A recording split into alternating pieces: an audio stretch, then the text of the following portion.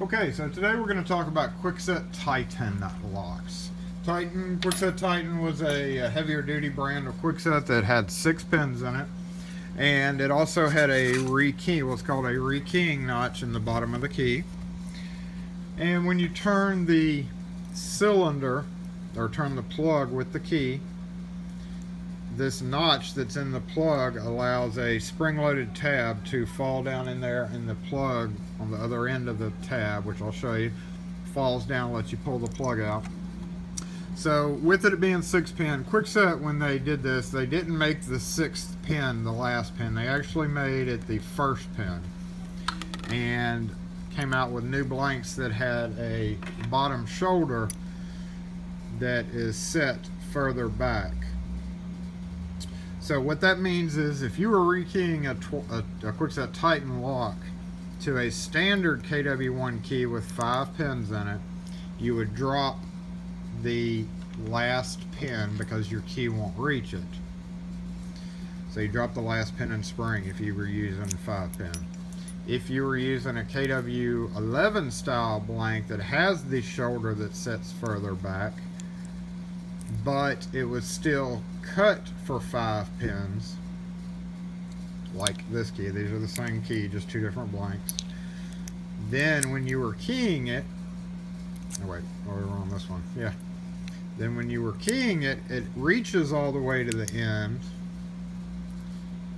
so your last cut is that 6th cut, even though it's a 5 pin blank, and you drop the front pin and spring, because we don't have a cut ready there for it. And as we can see on the card here, that cut is a narrower cut, and when you have the key, here it's showing an angle, here it's showing a vertical. So most of them, after you go past the 2 depth, you have to cut with a flat-sided cutter. You have to cut a vertical closest to the shoulder after it goes into like 3, 4, 5. And as you see here, the 1011 wheel, it's a narrower diameter wheel. If you use a CW, the standard 14MC, what happens after you go past the 2 cut, it starts cutting into the shoulder and it leaves you an angled off shoulder. So as long as you were pre-cutting your keys with a 1 or 2 in that first position, you're okay using the 14MC blank because it won't cut into the shoulder. So we'll go ahead and do that here real quick. We'll go down to 1. I got the 14MC wheel in. I'll take this out. Over here. Okay, so that's the fat wheel. And we're gonna go down to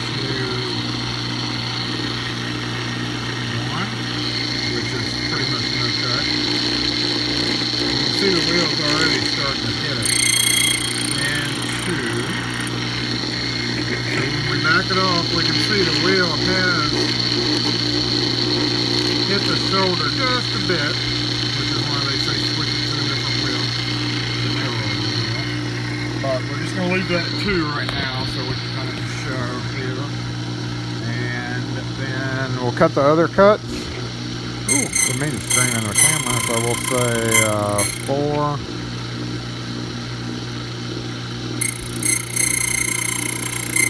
3, 5,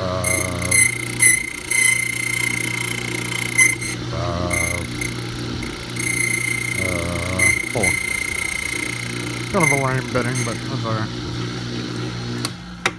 Now, on this one, I had needed, let's go ahead and cut this rekeying notch. Now, if you're in the field, what you can do, say you get somewhere and somebody needs their house rekeyed and they give you their key. So this is the key they give you, so okay, rekey my locks.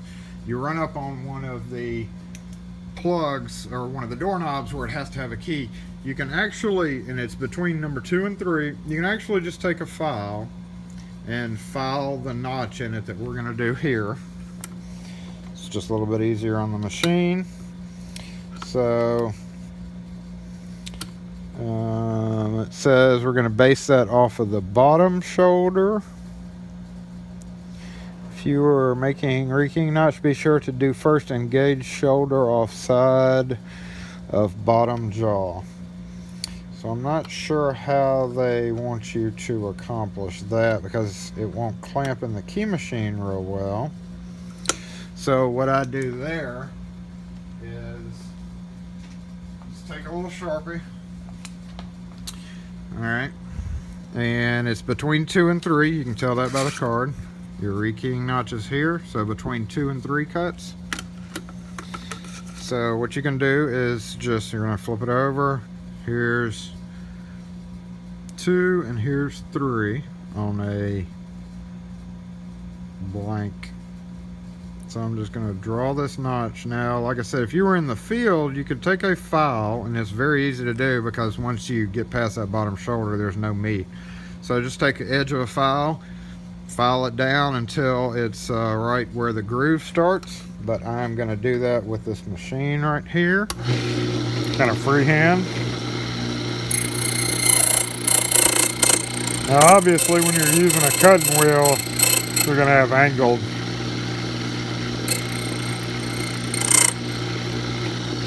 Have angles on each end, and you can flatten those out. But and if we did have a cut deeper than 2 in the first position, I would come over here, say I wanted to do like a 5 or something in the first position, and this machine I keep around almost mainly because of this ultra thin wheel, and it's got a flat 90 degree. So what I would do there would be with the right jaw. So tight. Okay. Would be come in, clamp it, and hand cut in that vertical.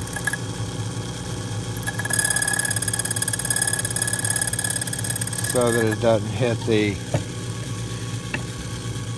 shoulder.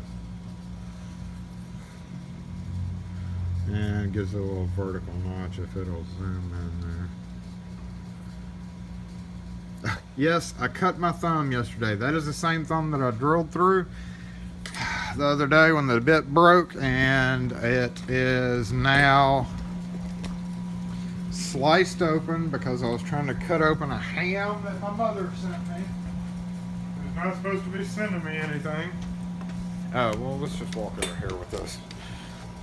It looks like my Kwikset video is going to turn into like 4 different Kwikset videos because this Titan video is turned out to be longer than it was supposed to be.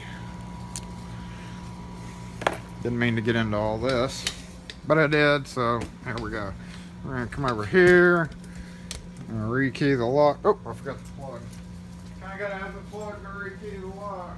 Okay, so what was it? 2, 4 maybe. Do I remember right? Yes, I do. 2, 4, 3, 5, 5, 5, and I think 4 was the last one. So we see we have all of our pins in there because we've got this blank. Now here's the cylinder itself, and you see that spring-loaded tab. One thing about rekeying these locks that is super important is you don't want that spring-loaded tab to pop out because it is an absolute nightmare to get that sucker squeezed back in because it goes into a little hole. Let's see if I can light that up. There's a little hole that the 2 ends squeeze into, and it is so hard sometimes to get that in, especially if it's hot and raining. So when you're rekeying it with a follower, especially with a follower that has a open chamber like that, the very last thing you want is for that open chamber, let's say we were using this side, you don't want that chamber, you don't want that spring to shoot out into it. So before you unfollow or refollow the plug-in, you're going to want to turn that so you know it won't, when you're sliding it out, it'll block that. And you're also going to want to make sure that the pins are okay. So you do have to just be very careful of your follower alignment. And sometimes these are kind of hard. You got to wiggle them up and down. Ah, there we go. It went in okay. So You try that, try the key. Now, key's in the lock. We see our tab sticking up. That tab engages in a slot in the doorknob. When you turn your key, that drops down and allows this whole cylinder to come out. So that is how we work on Titan doorknobs. It does not come apart like the traditional Kwikset at all, like I showed in my pickle fork video. There is absolutely no reason to remove this, and as long as you have a key modified to be rekeyed, there's really no reason to even take the doorknob off the door. So you didn't even have to take the knob off the door. Put your cylinder in, turn it, and remove. And you want to fashion, you don't want to give this to the customer, because when they turn the key, obviously it'll come out on them.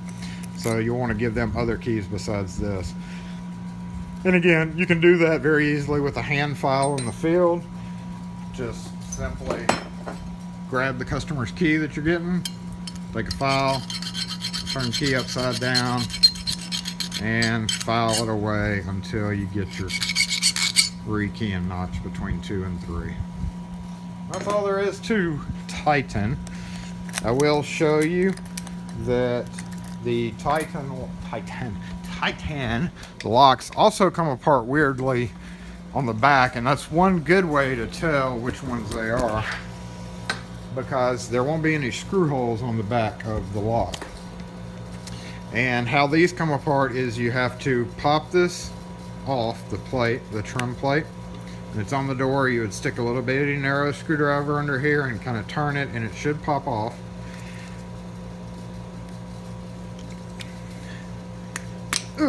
Pop off like that, and then that's as far as it'll go. And on one side you'll see this little arrow, and this will be like right up against the wood of the door. So if it's on the door and you're trying to take it off, you would push this with that same little flathead, just push it up. And when he pushes it up, it releases the tabs that lets this come off. So once you push that arrow that you'll see on one side or the other, or both sides actually, once you push it the other way, it should disengage. So then you put it back on the door. After you're done, take this, put pressure in here. You got to be pushing in on this because it's got to engage that plate, and then push your arrow down. Now when you're at the door, you want to make sure, once you don't want to just push it down, you want to like take your screwdriver, set it right there, and kind of give it a little whack with your, just to make sure it's set real well, and then just snap your plate back on like so. These were screwed in. It's actually, there's a separate plate that I don't have here, but that spring cage right there attaches to the plate, which is what is holding the actual lock on.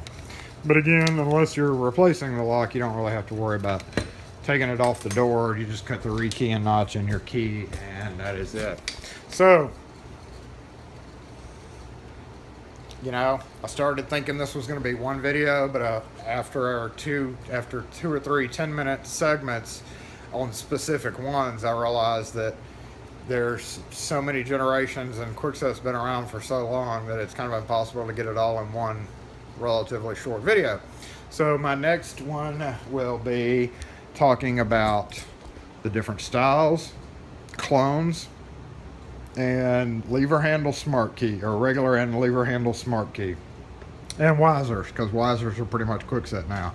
So I don't know if this video will be number 2 or number 3. I guess we'll see once I start editing and all that. But thanks for watching, and stay tuned for the next one, or I hope you enjoyed this one, whichever way I end up uploading it. So thanks again, and y'all take it easy.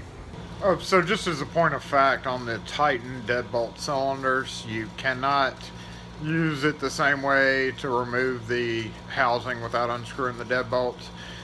It basically, on the deadbolt, it's got the same setup with the same little tab that's spring loaded, but it holds the inner housing into an outer housing. It doesn't actually let you remove it because the back of it actually is screwed in. So you still have to still have to unscrew a deadbolt, a Titan deadbolt, to be able to access it to rekey it.